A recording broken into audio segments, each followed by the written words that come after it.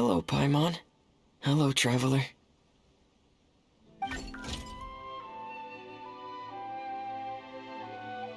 Is the crown ready? Yes, we're just waiting for Zuria now. She hasn't arrived yet. Then let's wait for her a little while. Or actually, maybe we can go find her. It's not too far from here anyway. Didn't she say she just lives on the hill over there? Hey, traveler, Paimon. Oh, and speaking of... Found you two at long last. I'm so glad that you both are all right. Huh? Why are you here, Miss Delaroche? And what could have happened to us? What could have happened? That water imp Thelxie, of course. After I gave you that commission the other day, I began to get worried and went asking about the boy that went missing. Oh, that? We've got it all figured out now. The boy you heard about was just Fremine. Even the missing fish was his fault. Don't worry, we'll help you get the fish back as soon as we're done with this job. Oh, sorry about that. I've been diving in the area recently. Huh? Fremine diving? No, that's not what happened at all. I've heard a completely different account. What I was told is that about a month ago, a child tied a bunch of heavy seashells onto his body and walked into this open stretch of water. He never came back. What could that be if not that water imp's work? Are you sure? 100% sure. I've confirmed the account with several veteran fishermen I know. The child was only 8 years old. His name was Lescaut. Lescaut d'Estray. Wait, Lescaut d'Estray? Yeah, that's the name. They say the family took on the name after moving to the city from a place called Stray. Anyway, his mother is a pretty famous art dealer, while his father passed away from an accident many years ago. Oh, well, naturally, his mother was devastated by the incident and fell terribly ill. It's said that she left the court of Fontaine, and no one knows where she's gone. It can't be, right? Lescaut d'Estray? Zuria d'Estray? It must be some sort of a coincidence? I'm sorry, miss. We've got to go check on something right now. Oh, I see. Well, you go on ahead. I just came to make sure that you're both all right. I'll head back then. Please remember to take care.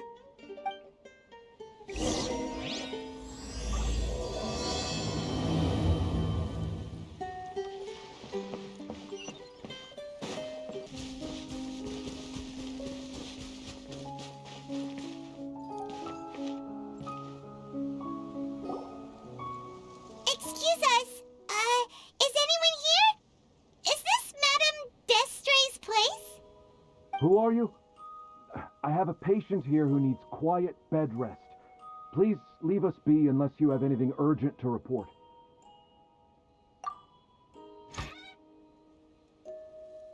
This is the residence of Zuria d'Estray, and I'm Jala Khan, her family doctor. What did you mean by your question just now? Who else could be my patient? Your patient should be Zuria's son, right? She told us herself that her son had contracted loneliness syndrome. No, you're right. Young Master Lescaut did have that illness once upon a time, but well, the young master's no longer with us. And now the Madame has come down with the same illness. Are you her friends, by any chance? Oh, so when she had requested time to go out over the past few days, it was so she could spend them with you. So, if I'm understanding this right, the one who's suffering from uncontrollable delusions is the Madame herself? She believes her son is still alive? That is correct. When the young master disappeared, she was organizing an art exhibit that she had specifically prepared for him. But since she had to leave the house, she was unable to see her son one last time.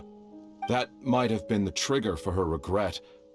Or perhaps the family's fall into loneliness and grief was inevitable as soon as the old master passed away.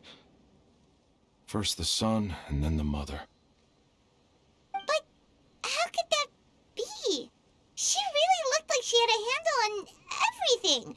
Her smile was so lovely, and she even told us to stay optimistic. But you're saying she... Those actions are proof that she can no longer differentiate between fantasy and reality.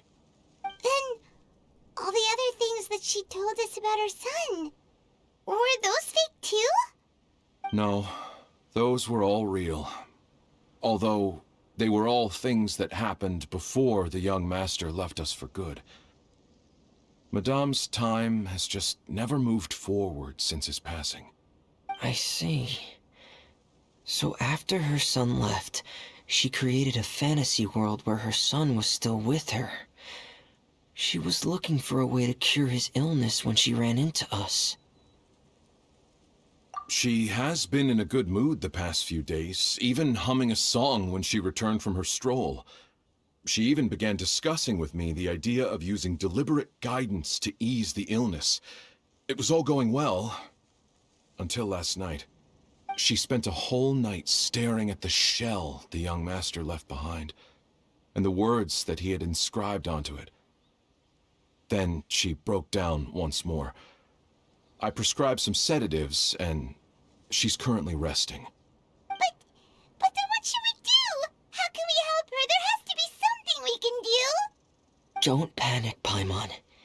Even though this is a devastating piece of news, we must all calm down first.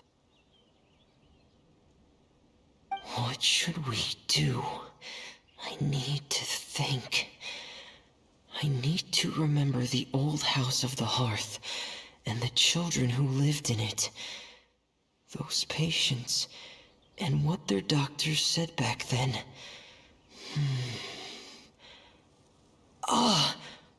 What if... Dr. Jalacan, have you seen a picture book? The Madame should have brought it back with her. Are you thinking about trying the guidance therapy she talked to me about before? Well, it's worth a shot. I'll go get the book. Yes, this is it. That's right. If what Dr. Jalacan said was true, the past few days have been very helpful to Zuria, so we should complete this journey. We need to show her that her child has found a happy ending in the world of her dreams. But wouldn't that just make it harder for her to accept reality? One must first face reality before accepting it.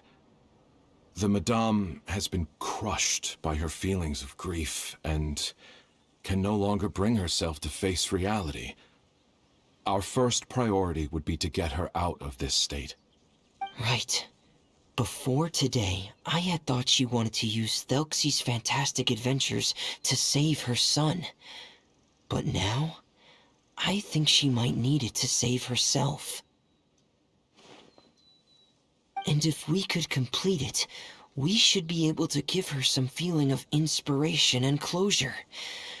Maybe those feelings would be enough to give her some courage to face reality again. There's no time to waste.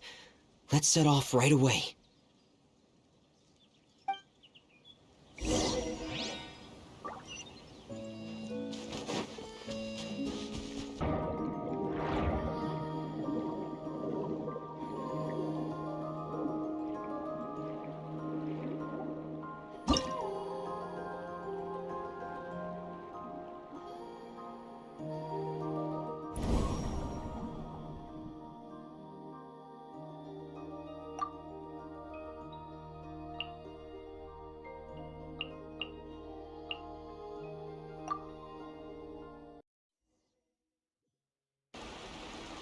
We're here again.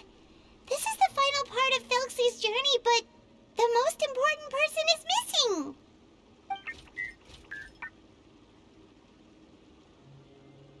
Everyone, please don't be so down and gloomy. Remember what she told us? If we were to feel troubled, the patient would become anxious as well. You're right. Paimon needs to smile. If we have to give something to Zuria, it should be our smiles. We have to keep smiling as we finish this adventure. And then she'll be able to recover, right everyone?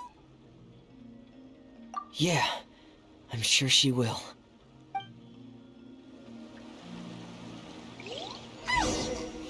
Be careful, brave adventurers. Here come the evil monsters that stole the crown. They're... the deep-sea Cyclops. Let's beat them up! Let your guard down.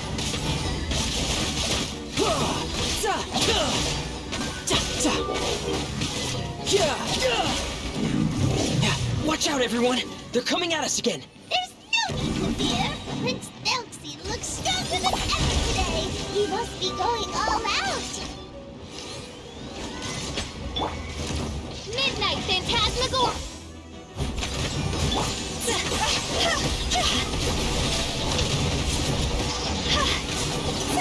Time to go! So, this is the final enemy, right? We'll reclaim the crown for you now, Your Highness!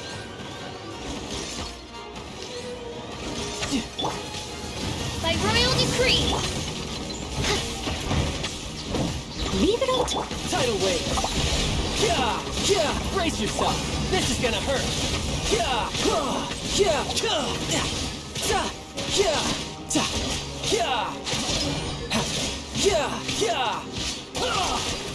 Bring it on.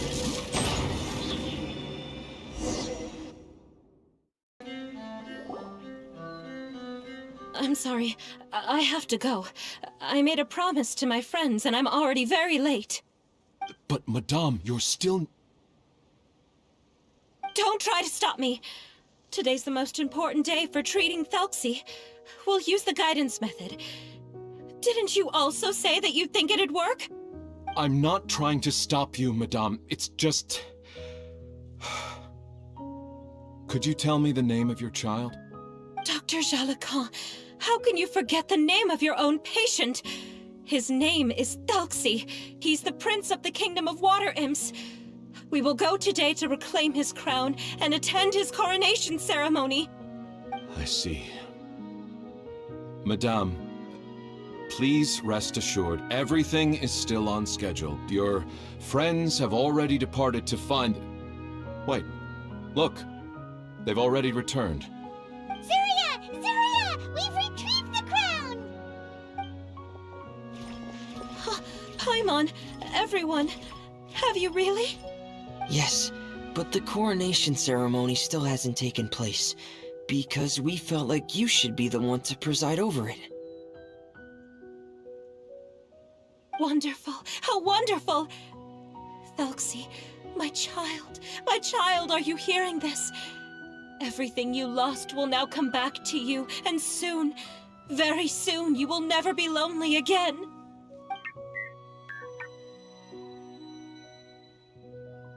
And the last page of the picture book. It's still waiting for you to illustrate in color. Right, the picture book. But I don't know what I should put on the last page. Don't worry, Thelxie and his friends all know what should go on it. Get ready, Zuria! We'll describe everything for you! Okay. At last! Thelxie and his friends were able to drive off the final invading monsters and achieve a dashing victory! Their success was complete, and the recovered crown resplendent! The water imps, finally returning to their homes, showered the prince with love and applause as he greeted them. They once again offered their precious shells to the prince and reconstructed the rainbow bridge of old. As he watched the scene unfold, the prince could not help but be touched by its beauty. Moved by everyone's happiness, the prince stepped onto the rainbow bridge and took a good look at all the friends who had gone on the journey with him. There stood the traveler, Goddess Paimon, Fremine, and... Huh? Where's the last person? The prince looked frantically around, but could not find the person he wanted to see most. At that moment, the person suddenly appeared on the other side of the bridge. She walked towards him with a smile and slowly lifted her veil. The prince could not hold back his tears. He recognized then that the mysterious person that had been by his side the whole time was none other than his mother. Zuria walked across the bridge and placed the crown above the prince's head.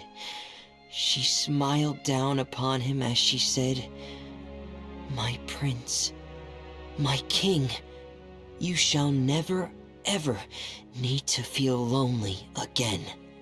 That's the end of the story, Zuria. Thank you. Thank you all. I am so sorry, my child.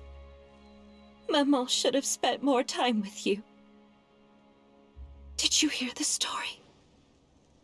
You'll never have to feel lonely again.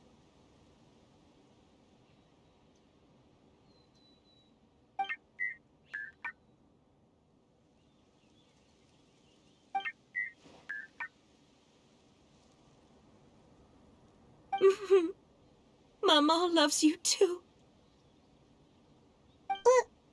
What's happening?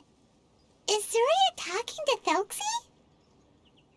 Quick, put on my diving helmet. There's a transcription module in it that's compatible with Thelxie's output signals. You should be able to use it to understand what Thelxie's saying.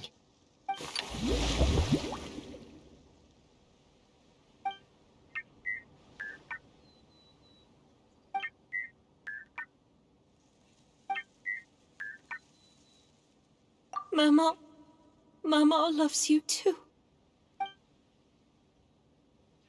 But I love you more, Mamo. What? Did you see something? Maman, I'm getting a little sleepy. If it's time for bed, can you hum a lullaby to me again? Of course, my dearest child. As long as you want to hear it, Mama will always hum for you.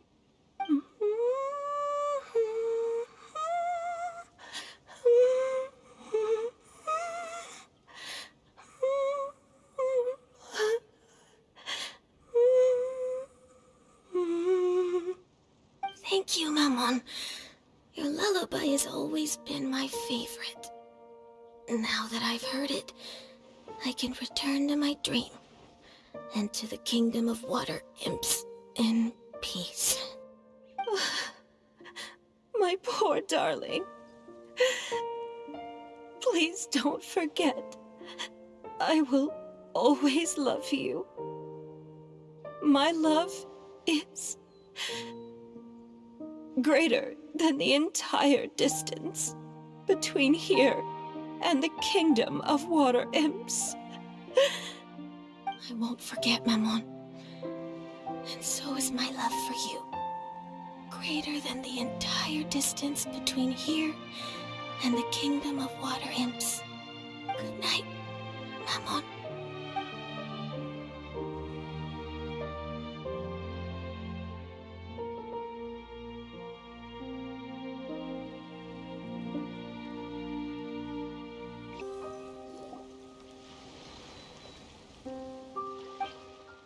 Traveler, Paimon, you're here. Fremine, why did you call us in such a hurry? Did you hear something from Zuria? Oh, if it's not good news, Paimon doesn't want to hear it. Don't worry, it's definitely great news. The Madame came here for a visit just now with her doctor. Color has returned to her cheeks, and she sounded full of energy as well. She said she'd like to return to the court to continue hosting the art exhibit. But this time, she'll work with her doctor to exhibit some picture books related to the illness.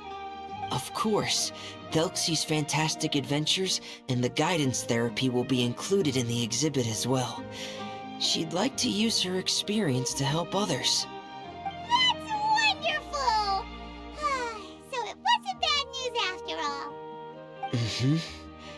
Here, please take this picture book with you. The Madame wanted you to have it. If, at some point in the future, you were to run into someone with similar troubles, she hopes the book would be of use to you. But this is her son's story, right? Is it really okay to give the book to us? Don't worry, it's just a copy. She still has the original. It's extremely important to her. Alright, then there's no problem.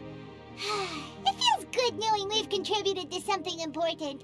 Paimon definitely didn't expect the fantasy adventure to be so useful. Paimon was a little worried about how everything would turn out. After all, fantasy is just fantasy. Paimon, do you know what the Madame said? She said that at the moment when she placed the crown on Thelxies' head, she felt like she really saw something beautiful. Her child had returned, and he told her that he loved her. She also said that was when she was finally able to bid farewell to her son. She felt like at that moment, she was healed by some mystical power, and she was filled with courage from head to toe. Oh, really? But could that just be another part of her fantasy? Perhaps. But if fantasy is just fantasy, and the fantasy world is not real, then how could it still grant us these powers that we can continue to use in the real world? But what else could it be? A descent of the fairy tale world into the real world. At that time, the wondrous fairy tale temporarily became reality and influenced real things in our world. That has to be what happened. You saw it too, didn't you? But that can't be what happened, right? There's just no way. Wouldn't it be like a miracle if that really happened? Yes, I suppose that would be a miracle. I hope that everyone who's found themselves in a dark place would be able to see something beautiful and experience a miracle for themselves.